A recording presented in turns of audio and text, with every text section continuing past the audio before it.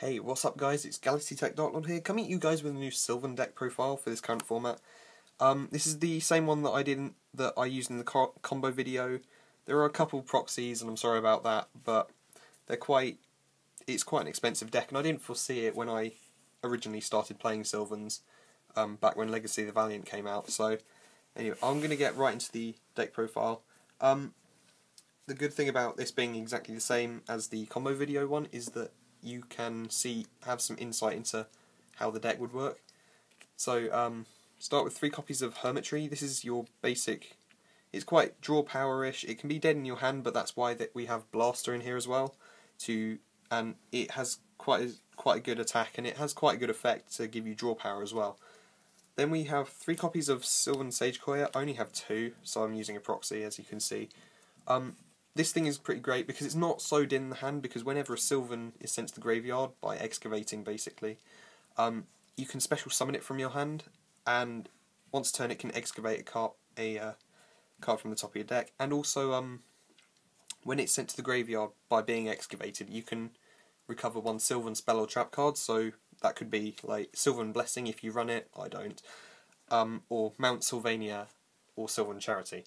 So, and it has quite a good attack as well, and it allows you, because it's level 7, it allows you to go into Orea as well, which is a really great card.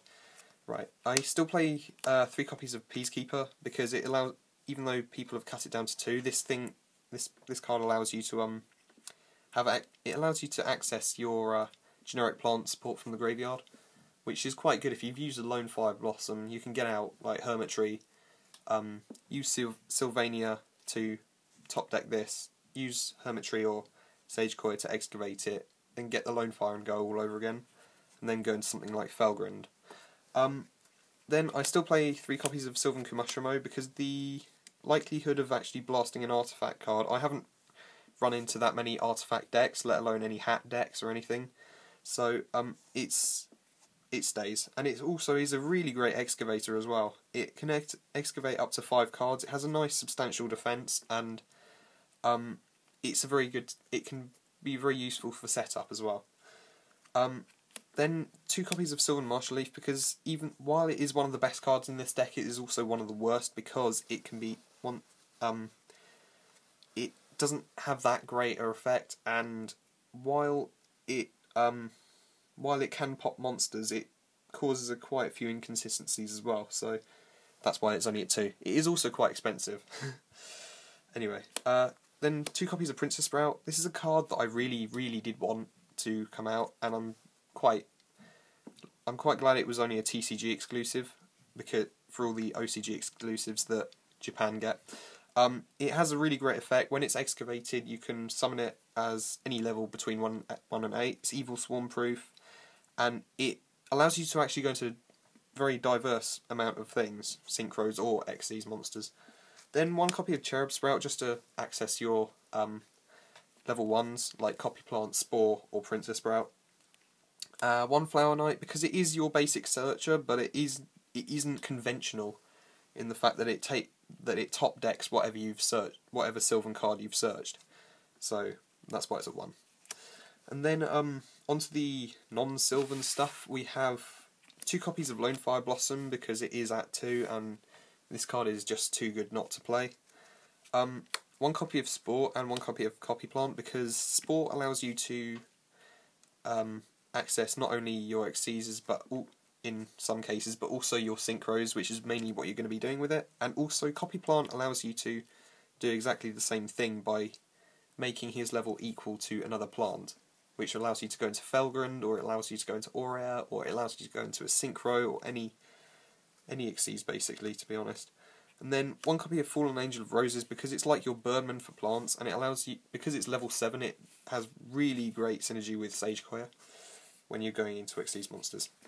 For the non-plant bits, we have 1 Blaster and 1 Tempest, because Tempest can search out Blaster, and there's a lot of wind stuff in here, and there's also quite a lot of fire stuff in here as well, and Blaster has a very great effect, besides both of them being special summoned.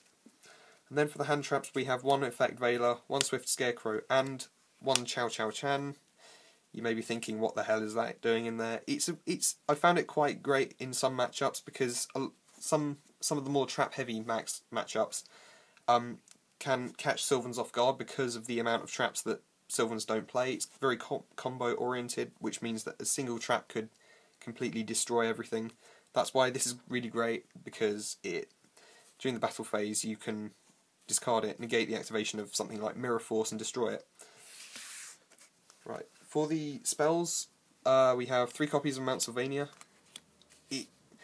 I like it because it's a great setup card, but I think for the next build I will definitely I'll probably cut one from this build because it can cause a couple of inconsistencies.